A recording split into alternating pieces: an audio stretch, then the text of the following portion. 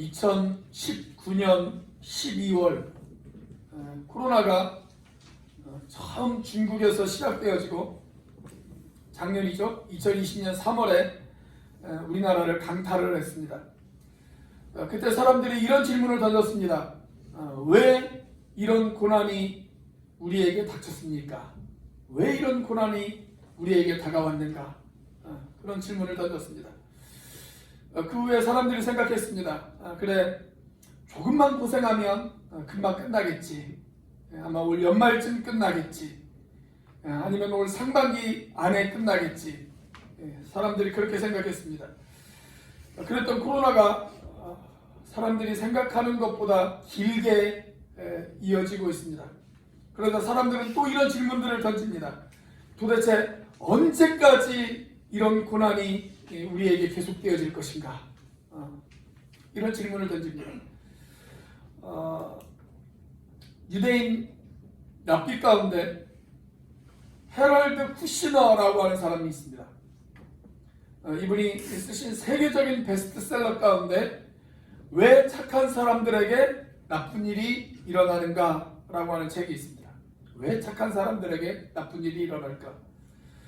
그는 많은 사람들에게 존경을 받으면서 그리고 매우 경건한 삶을 사는 유대인 랍비였습니다.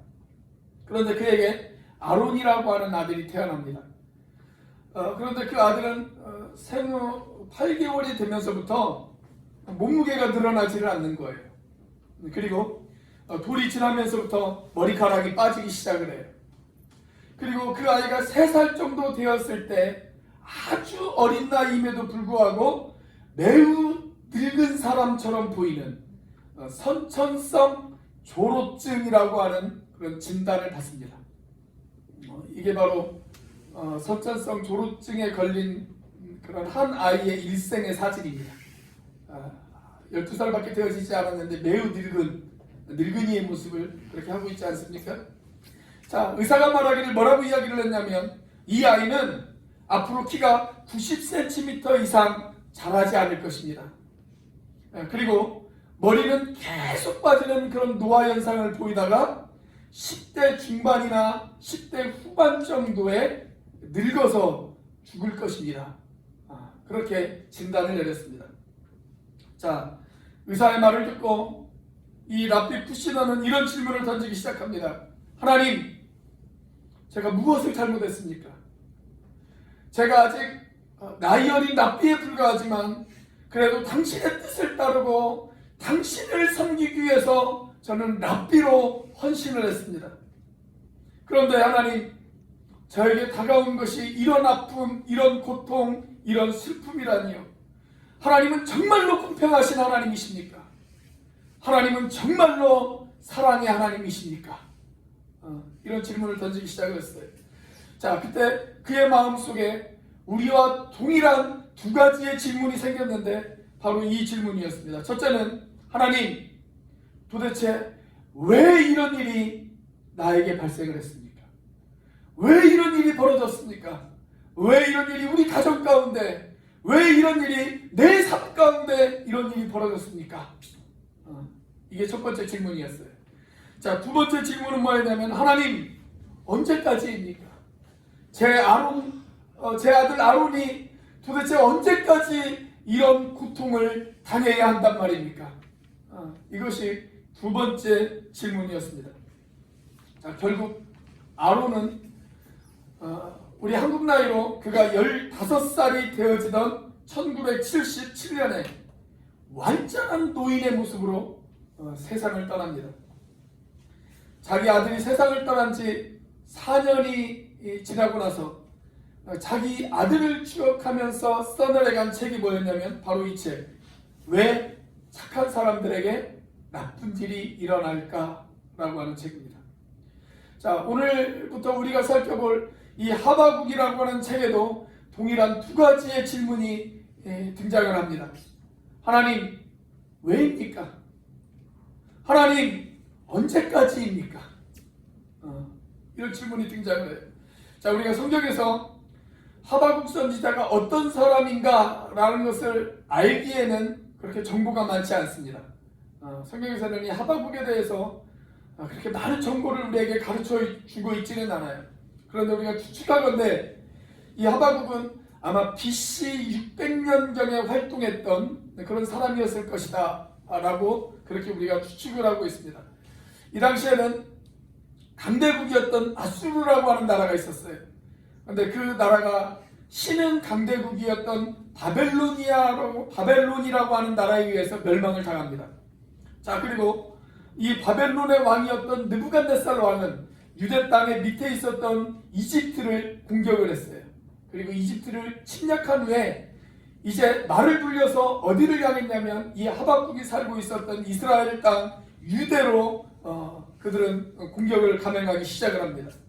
자, 자기의 운명이 막 기울어져 가고 있었던 그때 이 하박국은 아마 이스라엘의 선지자이면서 제사장이었던 것으로 그렇게 우리가 추측이 되어집니다. 왜냐하면 이 하박국이라고 하는 책을 보면 계속 기도, 찬양, 성전 이런 단어들이 반복해서 등장하는 것을 볼 수가 있어요. 그런 것을 볼 때 이 하박국이라고 하는 사람은 아마 유대의 선지자이면서 제사장이었을 것이다 라고 그렇게 학자들은 추측하고 있습니다. 자, 이 하박국에 관한 자세한 사항은 우리가 알 수가 없습니다. 하박국의 부모가 누구인지도 잘 모르겠고 이 하박국이 어떤 계기로 선지자가 되어졌는지도 잘 모르겠습니다. 자, 그런데 이 하박국이라고 하는 이름의 뜻은 어떤 뜻을 가지고 있냐면 포옹한다, 씨름하다, 끌어안다 그런 뜻을 가지고 있어요. 한마디로 말해서 그런 시대의 아픔을 끌어안고 씨름하던 그런 민족의 지도자였던 것은 우리가 분명히 알 수가 있습니다. 자, 그런데 지금 자기 조국의 운명이 기울어가고 있어요. 그리고 자기 주변에 있는 이웃들의 삶이 아주 처참하게 무너져 내려가고 있어요. 그 참담한 현실을 바라보면서 이 하박국이 가졌던 두 가지의 질문이 오늘 본문 가운데 등장을 합니다. 첫 번째 질문, 하나님 왜 이런 일이 우리에게 벌어졌습니까? 이게 첫 번째 질문이에요. 자, 그 질문이 3절에 기록되어 있습니다. 자, 3절 말씀 같이 한번 읽어보겠습니다. 시작. 어찌하여 내게 죄악을 보게 하시며 패역을 눈으로 보게 하시나이까? 겁탈과 강포가 내 앞에 있고 변론과 분쟁이 일어났나이다. 자, 여기 보면 어찌하여 라고 하는 단어가 등장하지 않습니까? 왜? 라고 하는 말입니다. 왜? 하나님 왜입니까? 왜 이런 일이 벌어졌습니까? 그렇게 지금 하박국이 하나님 앞에 이야기하고 있는 거예요. 자, 두 번째 질문은 무엇이냐면 언제까지입니까? 라고 하는 질문입니다. 2절 말씀이죠.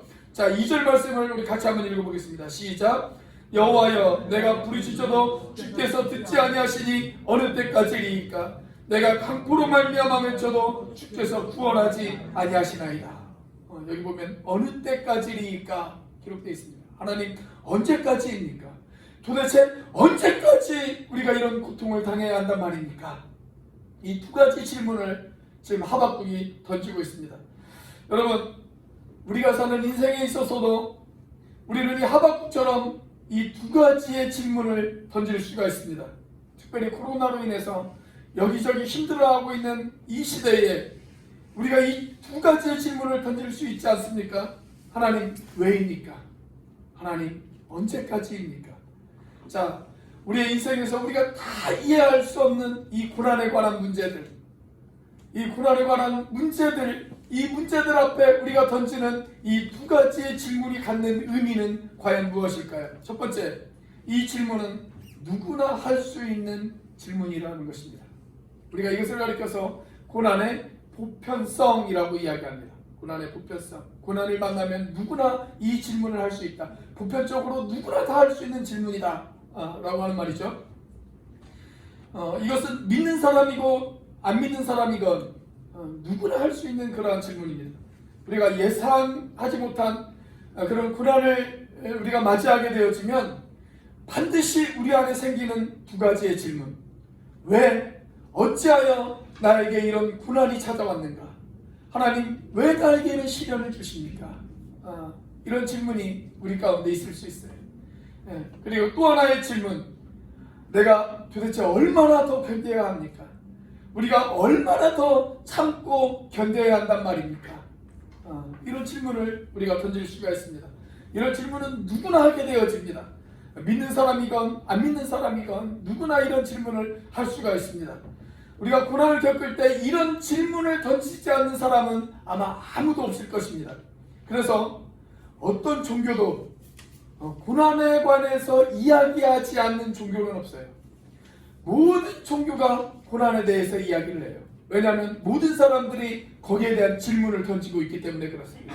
그래서 모든 종교가 다 고난에 대해서 이야기를 합니다. 불교에서도 인생은 고해와 같다 그렇게 이야기하지 않습니까? 석가모니의 가르침 중에 이런 가르침이 있어요. 어떤 여인이 자기가 사랑하는 아들이 죽었습니다. 그래서 몸부림치면서 괴로워하다가 석가모니를 찾아갔어요. 그래서 이렇게 이야기를 합니다. 제발 제 아들을 좀 살려주세요. 그렇게 이야기해요. 제발 제 아들을 좀 살려주세요. 자, 그러자 석가모니가 그 여인을 바라보면서 이렇게 이야기를 합니다. 그러면 당신이 이 마을을 돌아다니면서 죽음을 한 번도 경험하지 못한 집에 가서 겨자씨 하는 꿈을 얻어오십시오. 그러면 제가 당신의 아들을 살려주겠습니다. 그렇게 이야기합니다.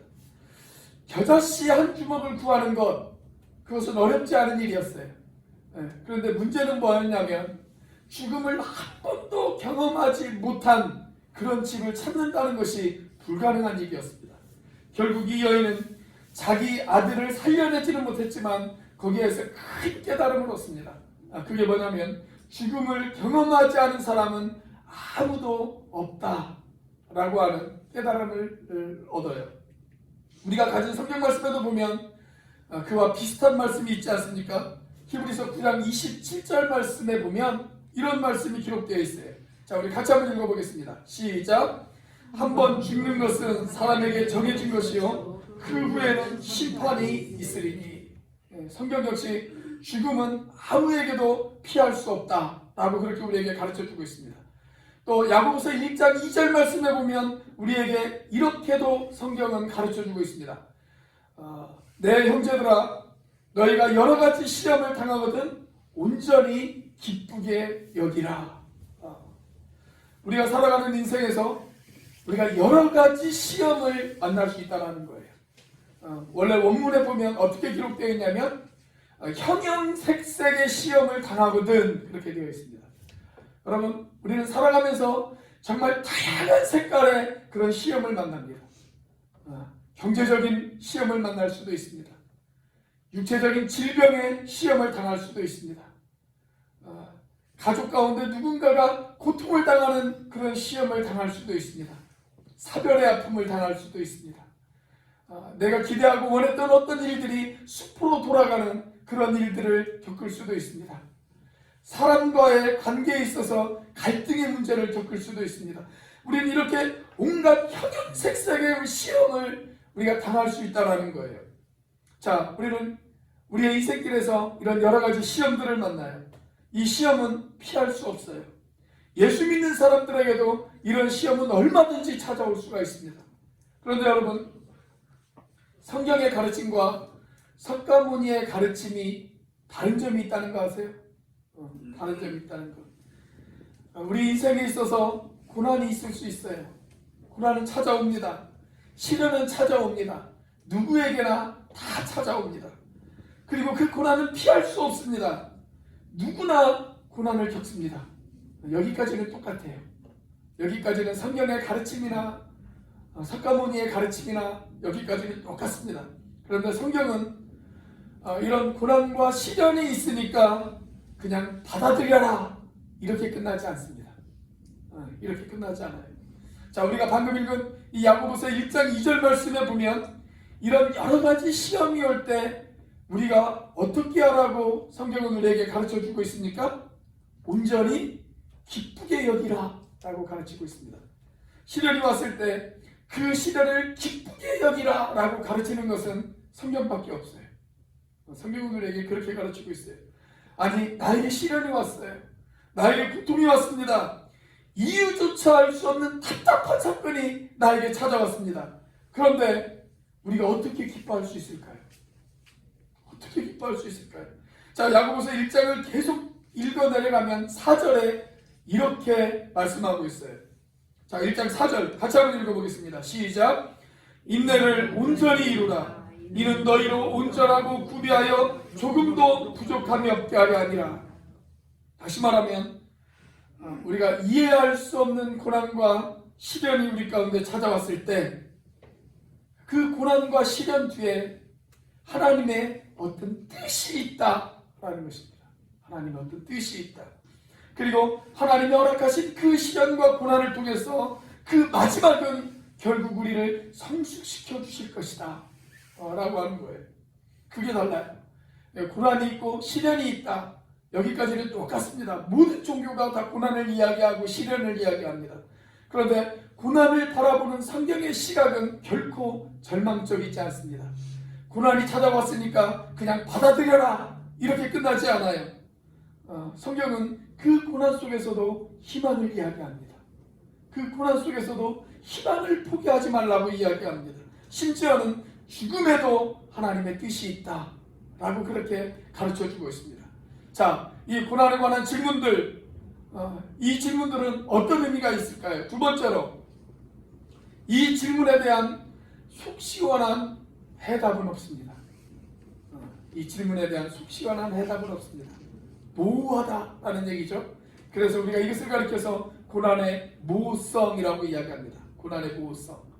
여러분, 고난이 우리에게 왜 다가왔을까요? 이런 고난이 우리에게 왜 주어졌을까요? 그 고난의 원인에 대해서 어떤 철학자도 그리고 어떤 신학자도 어떤 종교도 거기에 대해서 속 시원한 해답을 우리에게 들려줄 수는 없습니다. 그리고 들려주는 곳도 없습니다. 자, 만약 속 시원한 해답이 있다면 우리가 이런 질문들을 던질 필요가 없겠죠. 그런데 여전히 사람들은 이런 질문들을 던지고 있단 말이죠.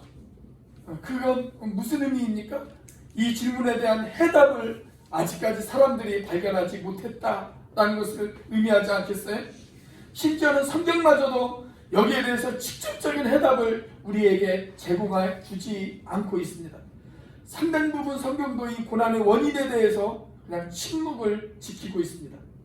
여러분, 성경에서 고난에 대해 기록하고 있는 가장 유명한 책이 있다면 그 책이 어떤 책일까요? 아마 욥기서일 것입니다. 욥기서. 욥기서 읽어보셨어요? 여러분, 욥기서를 다 읽고 나서 무엇을 느끼셨습니까? 내가 욥기서를 읽어보니까 그래, 이래서 하나님이 우리에게 고난을 주시는구나. 거기에 대한 해답을 발견하셨습니까? 아니에요. 욥기서를 다 읽어도 여전히 우리 마음 가운데 남는 하나의 의문이 있어요. 그 의문이 뭐예요? 하나님, 도대체 왜 그렇습니까? 왜 우리에게 이런 고난이 주어졌습니까? 왜 우리에게 이런 아픔이 주어졌습니까? 여전히 풀리지 않는 한 가지 물음이 남아요. 그 물음이 여전히 남습니다. 자, 그런데 우리가 욥기서를 읽어보면 욥이 이런 고난을 왜 당하는지 나는 알고 있다라고 주장하는 사람들이 등장합니다. 그 사람들이 누구예요? 욥의 세 친구예요. 욥의 세 친구.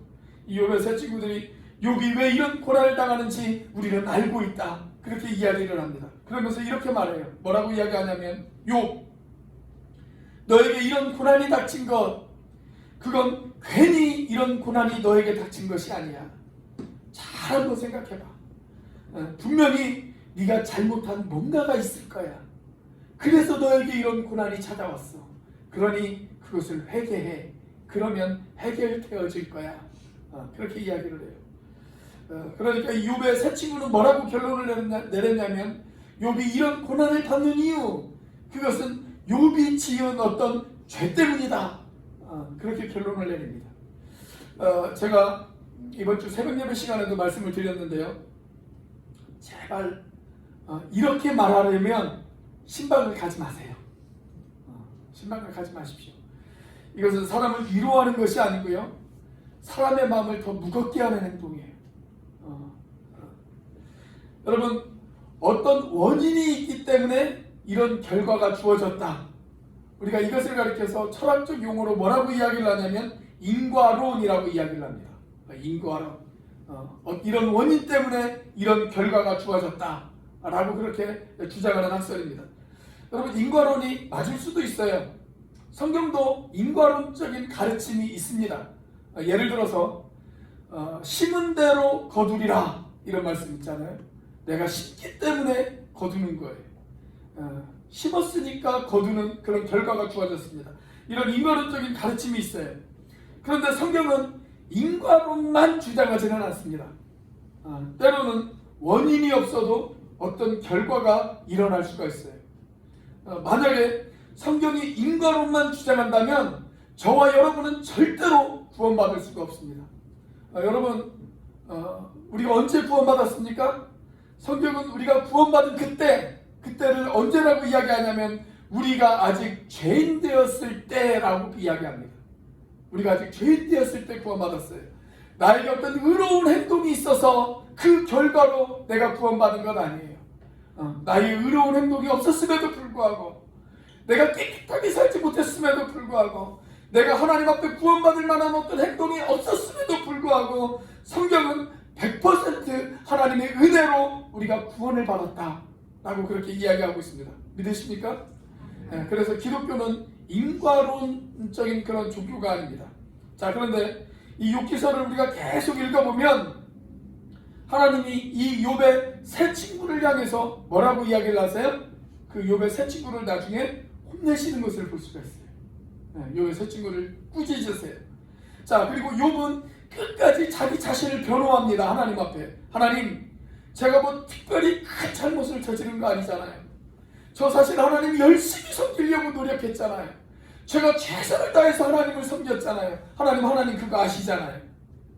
그렇게 이 욥이 끝까지 자기 자신을 하나님 앞에 변호해요. 그리고 하나님도 이렇게 말씀을 하십니다. 맞아, 넌 크게 특별히 잘못한 거 없어. 그렇게 이야기를 해요. 자, 그렇게 이야기하시지만 그렇다고 해서 무조건적으로 하나님이 또 욥의 편을 들어주는 것도 아니에요. 그렇다면 하나님의 결론은 무엇일까요? 하나님의 결론, 하나님의 입장 무엇인지 궁금하지 않으십니까? 자, 하나님의 대답이 이렇습니다. 욥기 38장 4절에 있는 말씀입니다. 자, 우리 같이 한번 읽어보겠습니다. 시작.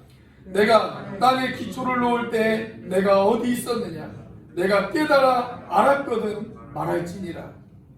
자, 하나님은 욥이 당하는 고난에 대해서 뭐라고 이야기하시냐면 네가 잘했다 잘못했다, 이건 너의 책임이다, 너의 책임이 아니다. 여기에 대해서 분명하게 말씀을 해주셨으면 참 좋겠는데 거기에 대해서는 말씀하지 않으세요. 그리고 어떻게 보면 상당히 엉뚱한 이야기를 하나님께서 하십니다. 뭐라고 이야기를 하시냐면 내가 말이야 땅에 기초를 놓을 때, 내가 이 세상을 창조할 때 욥아 너 어디 있었니? 너 어디 있었니? 내가 이 세상을 어떻게 창조했는지 네가 알거든. 거기에 대해서 한번 이야기해봐. 그렇게 이야기하는 거예요. 여러분, 이게 도대체 무슨 말씀일까요? 이런 이야기예요. 욥아, 나는 창조자고 너는 피조물이야. 나는 창조자고 너는 피조물이야. 너는 창조자가 아니란 말이야. 네가 피조물이기 때문에 창조자인 내가 하는 모든 일들을 네가 다 이해할 수는 없어. 내가 하는 일들을 네가 어떻게 다 이해할 수 있겠어? 그 이야기예요. 여러분, 우리의 인간의 짧은 머리로 우리가 영원하신 하나님의 뜻을 어떻게 다 이해할 수 있겠습니까? 우리는 피조물이기 때문에 이 우주를 경영하시는 하나님의 그 크신 계획을 우리는 다 이해할 수 없습니다. 고난도 마찬가지예요. 고난도 마찬가지입니다. 여러분, 우리에게 왜 고난이 다가왔는지, 우리에게 왜 이런 고난이 시작되어졌는지 우리는 그것을 다 이해할 수가 없습니다. 하나님만 아시는 어떤 특별한 이유가 있어요. 그리고 하나님께서는 하나님만 가지고 계신 그 이유가 있기 때문에 하나님은 우리의 고난 가운데 간섭하지 않으십니다. 그냥 우리가 고난을 당하도록, 우리가 그 고난의 밤을 지나가도록 우리를 그냥 내버려 두십니다. 그리고 침묵하시며 그 고난 당할 때 우리 가운데 찾아오셔서 그냥 같이 아파하시기만 하세요. 내가 너의 공감을 이해는 해. 나도 아파. 네가 고난을 겪고서 나도 너무나도 슬퍼. 그러나 너의 고난 가운데는 나의 어떤 뜻이 있어. 그래서 나는 네가 이 고난의 밤을 지나가도록 너를 그냥 내버려 둘 거야. 하나님은 때때로 우리에게 그렇게 말씀하세요. 여러분, 그러나 성경은 이 고난의 수수께끼, 그것이 영원한 비밀은 아니다 라고 그렇게 우리에게 가르쳐주고 있습니다. 우리가 언젠가 그 이유를 알게 되어질 것입니다. 고난은 영원한 수수께끼가 아닙니다. 상당히 오랫동안 우리는 그 이유를 모를 수는 있어요. 그래서 여전히 우리는 이런 질문을 던질 수 있어요. 하나님 왜입니까? 하나님 언제까지입니까? 이런 질문을 던질 수 있어요. 그러나 그것이 영원한 것은 아니에요. 언젠가는 알게 되어질 것입니다. 죽기 전에 알 수도 있어요. 그러나 또 죽고 나서 그 이후에 우리가 그 이유를 알 수도 있습니다. 결국 마침내 우리 모두가 알 수 있는 날이 다가와요. C.S. 루이스는 그때를 어떻게 이야기했냐면 우리가 얼굴을 찾을 때까지라고 이야기합니다. 우리가 얼굴을 찾을 때까지. 우리가 그분의 얼굴을 보기 전까지는 우리는 모를 수가 있어요. 그러나 그분의 얼굴을 볼 때 우리는 그 모든 이유를 그때 알게 되어질 것입니다. 사도 바울도 그와 비슷한 이야기를 성경에서 우리에게 들려주고 있습니다. 자, 고린도전서 13장 12절 말씀입니다. 우리 같이 한번 읽어보겠습니다. 시작. 우리가 지금은 거울로 보는 것 같이 희미하나 그때에는 얼굴과 얼굴을 대하여 볼 것이요 지금은 내가 부분적으로 아나 그때에는 주께서 나를 아신 것 같이 내가 온전히 알리라. 우리가 지금은 부분적으로밖에 알 수가 없어요. 다 알지를 못해요. 이 고난의 이유 다 알지를 못합니다. 그러나 비로소 그때 가면 다 알게 되어진다는 얘기입니다. 우리가 세상에서 겪고 있는 이런 말도 안 되는 고난의 이유, 그때는 우리가 다 알게 되어질 것입니다. 그러나 그때까지는 우리가 이런 질문을 계속 던질 것입니다. 하나님 왜입니까? 하나님 언제까지입니까? 자, 이 고난의 질문들, 이 질문들은 우리에게 어떤 의미가 있을까요? 세 번째로, 이 질문을 하면서도 우리는 여전히 하나님께 나아가야 한다는 것입니다. 이 질문을 하면서도 여전히 우리는 하나님께 나아가야 합니다. 이것이 바로 고난의 관계성입니다. 고난의 관계성. 자, 처음 두 가지, 그러니까 고난의 보편성과 고난의 모호성, 이 두 가지는 믿지 않는 사람들에게도 적용이 되어지죠. 고난은 누구에게나 찾아와요. 그리고 고난의 이유를 모든 사람들이 다 알 수는 없어요. 누구나 고난의 이유를 정확하게 아는 사람은 아무도 없습니다. 믿는 사람이든 믿지 않는 사람이든 똑같습니다. 자, 그런데 이 세 번째는 믿는 사람들에게만 적용돼요. 하나님의 백성들에게만 적용되어집니다. 자, 오늘 본문 속에 등장하는 이 하박국서를 보세요. 하박국은 외칩니다. 하나님 왜입니까? 하나님 언제까지입니까? 이 두 가지의 질문을 던져요. 자, 그런데 이 질문을 지금 누구에게 던지고 있어요? 하나님에게 던지잖아요. 하나님에게 질문을 하고 있어요. 고난이 있지만, 불평이 있지만, 그래도 여전히 하박국은 누구를 향해서 나아가고 있냐면 하나님을 향해서 나아가고 있어요. 고난 중에서도, 불평 가운데에서도 하박국은 하나님을 찾습니다. 하나님 앞에 질문을 던져요. 하나님 앞에 나아가고 있어요. 여러분, 이것은 하나님의 백성들에게만 주어진 특권 아니겠습니까? 여러분, 세상 사람들은 이런 질문을 던질 때 이런 질문을 어디에다 던져요? 그냥 허공에다 던져요. 왜 그래요? 언제까지예요? 그냥 허공에다 질문을 던져요. 그냥 허공을 향한 넋두리에 불과합니다. 그렇게 허공을 향해서 왜라고 질문을 던진다 하더라도 거기에 대한 답을 얻을 수는 없을 것입니다. 마치 조용필 씨가 부른 허공이라고 하는 노래의 가사처럼 사랑했던 마음도 미워했던 마음도 허공 속에 묻어야 할 슬픈 옛 이야기에 불과할 것입니다. 자, 그런데 오늘 본문 속에 등장하는 이 하박국 선지자는 하나님께 불평을 이야기하면서 하나님 앞에 불만을 토로하면서도 그런 명백한 대화의 대상이 있었어요. 이 질문을 던지는 대상이 있었어요. 그 대상이 누구예요? 여호와 하나님이셨어요. 여호와 하나님. 자, 오늘 본문의 2절 말씀 어떻게 기록되어 있습니까? 자, 다시 한번 읽어보겠습니다. 2절 말씀 같이 읽습니다. 시작. 여호와여, 내가 부르짖어도 주께서 듣지 아니하시니 어느 때까지니까? 내가 강포로 말미암아 외쳐도 주께서 구원하지 아니하시나이다. 자, 여기 분명한 기도의 대상이 있잖아요. 여호와여 하면서 분명한 기도의 대상이 있잖아요. 하나님을 인정하고 하나님 앞에 불평을 하지만 그럼에도 불구하고 하나님께 나와서 하나님께 물어요. 하나님께 물어요. 이런 불평과 질문 앞에서 하나님께서 부분적으로나마 이 하박국에게 그 답을 주십니다. 그 답이 6절입니다. 자, 우리 6절 말씀 같이 한번 읽어보겠습니다. 시작. 보라, 내가 사납고 성급한 백성 곧 땅이 넓은 곳으로 다니며 자기의 소유가 아닌 거처들을 점령하는 갈대아 사람을 일으켰나니. 그러니까 지금 유대 땅에 폐역이 있고 폭력이 있고 도덕적인 부패가 있고 무질서가 창궐하기 때문에 거기에 대한 심판으로 하나님께서는 바벨론 사람을 일으켜서 그 바벨론 사람을 회초리 삼아 유대 땅을 치시겠다. 지금 그렇게 이야기하시는 거예요. 그런데 여러분, 이 바벨론 사람들은 하나님을 모르는 사람들이잖아요. 하나님을 안 믿는 사람들이잖아요. 하나님을 모르는 사람들을 회초리 삼으셔서 하나님의 백성들을 치시겠다고 지금 하나님께서 이야기하시는 거 아니겠습니까?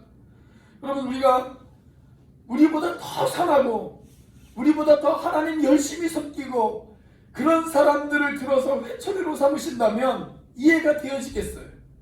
그런데 우리보다 더 악한 사람들을 사용하셔서 우리를 내려치신다.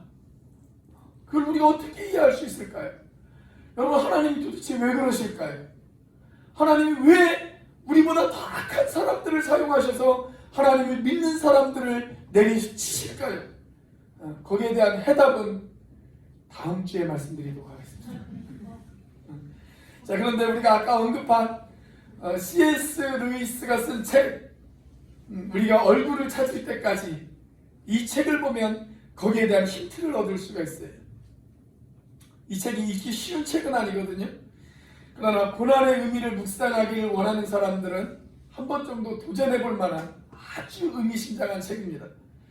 자, 이 책에 주인공이 등장을 해요. 오루알이라고 하는 한 공주가 등장을 합니다.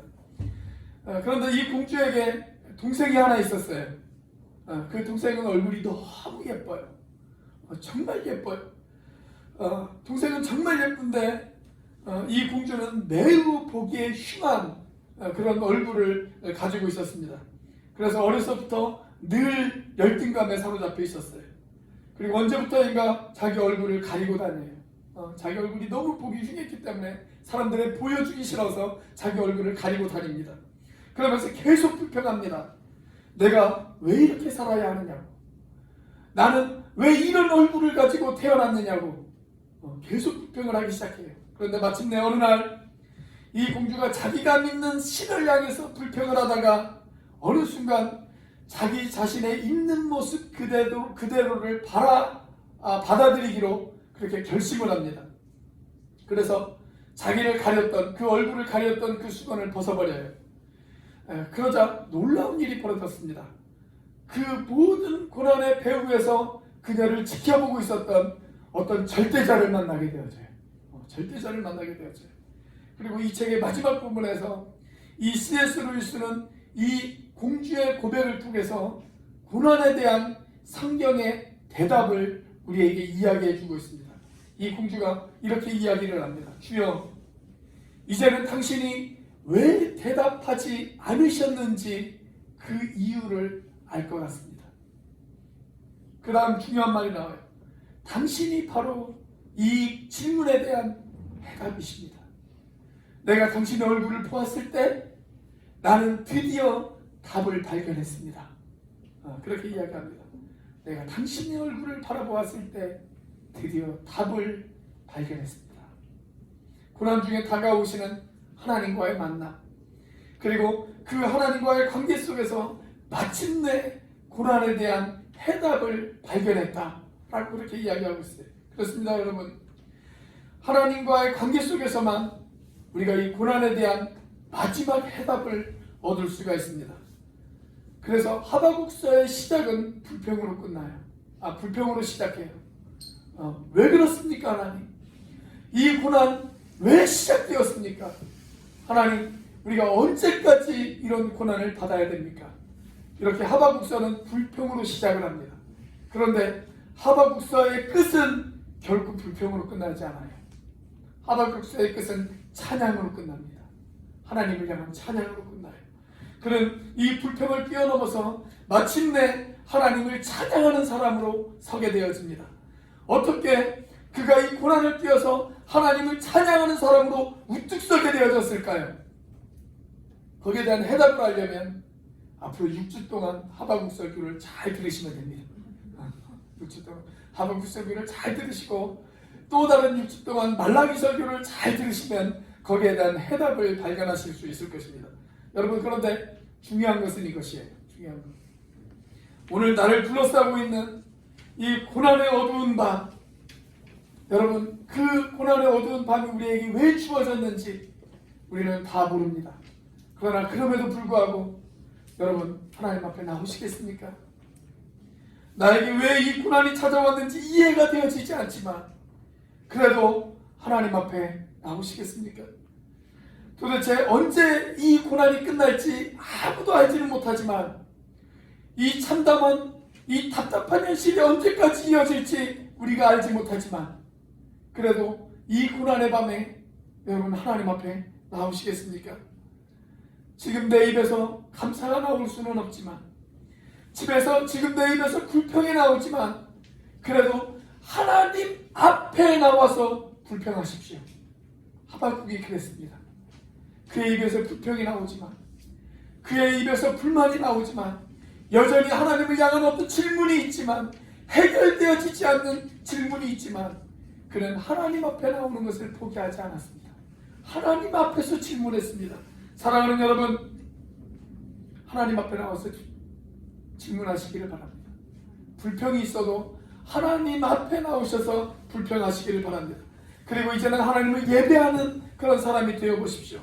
고난을 바라보는 것이 아니라 하나님을 바라보는 여러분들이 되실 수 있기를 바랍니다. 우리는 그때 비로소 이 고난의 끝에 있는 그 새벽의 여명을 우리가 바라볼 수 있게 되어질 것입니다. 저와 여러분들이 그 희망을 붙잡을 수 있는 그런 사람들이 되어질 수 있기를 주님의 이름으로 축원합니다. 기도하시겠습니다.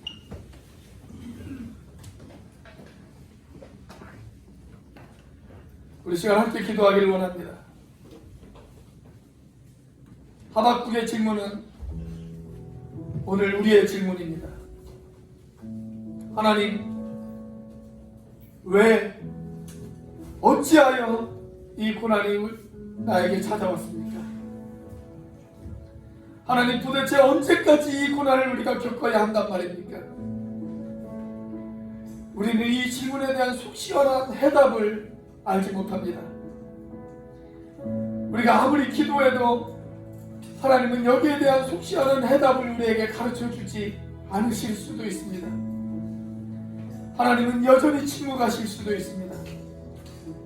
그러나 성경은 우리가 알 수 없는 창조주 하나님의 어떤 이유가 있기 때문에 우리에게 이런 고난이 있다고 그렇게 우리에게 말씀하고 있습니다. 그리고 그 고난 중에서도 우리에게 다가오셔서 우리를 만져주시고 우리를 공감하시고 우리 가운데 함께 계셔서 우리와 함께 그 고난을 나누신다고 성경은 우리에게 말씀하고 있습니다. 그렇다면 여러분, 불평이 있더라도 우리가 그 불평을 뛰어넘어서 하나님을 바라봐야 하지 않을까요? 불평이 있더라도 우리가 하나님 앞에 나와 불평해야 되지 않을까요? 불평이 있더라도 우리가 여전히 하나님 앞에 그 질문을 던져야 하지 않을까요? 그리고 마침내 이 고난을 뛰어넘어서 하나님을 찬양하는 인생이 되게 해달라고 그렇게 우리가 하나님 앞에 간구해야 되지 않을까요? 여러분, 이 시간 그렇게 하나님 앞에 기도하도록 하겠습니다. 하나님, 나의 모든 의심을 뛰어넘기를 원합니다. 내가 알지 못하는 어떤 하나님의 뜻이 있음을 하나님 내가 기억하기를 원합니다. 그 하나님을 믿고 내가 마침내 하나님을 찬양하는 사람이 되어지게 하여 주시옵소서. 우리 시간 이렇게 한 목소리로 하나님 앞에 기도하도록 하겠습니다. 같이 기도합니다. 하나님의 살아계시고 역사하시는 하나님 아버지 감사합니다. 아버지 하나님, 우리의 삶 가운데 불안이 닥쳤을 때 하나님 여전히 우리가 이 두 가지의 질문을 할 수가 있습니다. 하나님 왜입니까?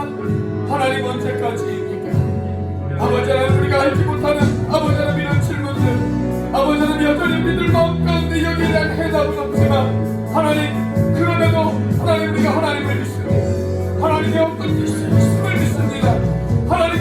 인도하심을 믿습니다. 하나님의 도우심을 믿습니다. 아버지는 하나님께서 우리 가운데 함께 하심을 믿습니다. 우리 앞 가운데 공감하고 계시는 그 하나님을 믿습니다. 오 하나님 도와주시옵소서. 오 하나님 그 하나님을 믿고 하나님이 이 아픔 가운데에서 아버지는 그 하나님을 바라보며 아버지는 이 아픔을 풀어넘어 하나님을 찬양하는 사람이 되어줄 수 있도록 인도하여 주시옵소서. 역사하여 주시옵소서. 오 하나님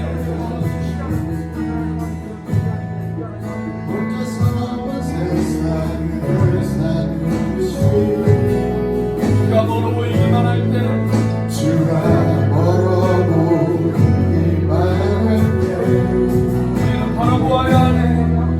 우리는 바라보아야 하네. 우리에게 오셨던 그 우리에게 오셨던 그 주님을 혼자서만 세상을 사는 듯이 혼자서만 세상을 사는 듯이 주가 멀어 보이기만 할 때 주가 멀어 보이기만 할 때 우리에게 다가오시는 주님을 바라보시기를 바랍니다. 우리는 바라보아야 하네. 우리에게 오셨던 그 주님 주님이 우리의 아픈 마음을 아시네. 주님이 우리의 아픈 마음을 아시네. 가까이서 우리의 마음을 가까이서 우리의 아픔을 공감하시네. 우리 가운데 찾아오셨던 그 주님이 우리의 상황을 공감하시네. 다시 한번 고백해볼까요? 혼자서만 세상을 사는 듯이 혼자서만 세상을 사는 듯이 주가 멀어 보이기만 할 때 우리는 바라보아야 하네. 우리에게 오셨던 그 주님을 혼자서만 세상을 사는 듯이 혼자서만 세상을 사는 듯이 주가 멀어 보이기만 할 때 주가 멀어 보이기만 할 때 우리는 바라보아야 하네. 우리는 바라보아야 하네. 우리에게 오셨던 그 주님 우리에게 오셨던 그 주님이 우리의 아픈 마음을 아십니다. 주님이 우리의 아픈 마음을 아시네. 가까이에서 우리의 아픔에 그래서 공감하시고 우리의 아픔을 공감하시네. 우리 가운데 찾아오셨던 그 주님이 우리의 모든 상황에 주님이 우리의 아픈 마음 아시네. 주님이 우리의 아픈 마음을 아시네. 가까이서 우리의 아픔을 공감하시네.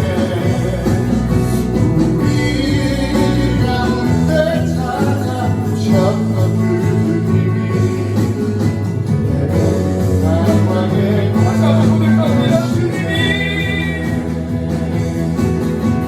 주님이 우리의 아픈 마음을 아시네. 가까이서 우리의 아픔을 공감하시네. 우리 가운데 찾아오셨던 그 주님이 우리의 모든 상황에 공감하시네. 우리의 모든 상황에 공감하시네. 우리의 모든 상황에 우리의 모든 상황에 공감하시네.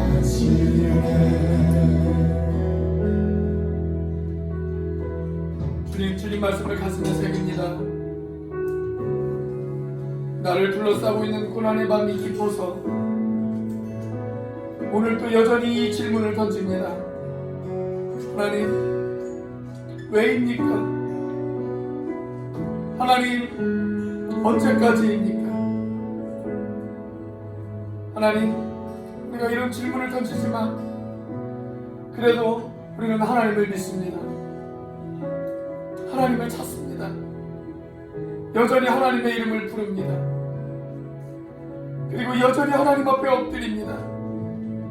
우리의 모든 아픔 가운데 공감하시는, 그래서 우리의 아픈 마음을 아시고 우리의 가장 가까운데 찾아오시는 그 주님을 바라볼 수 있도록 인도하여 주시옵소서.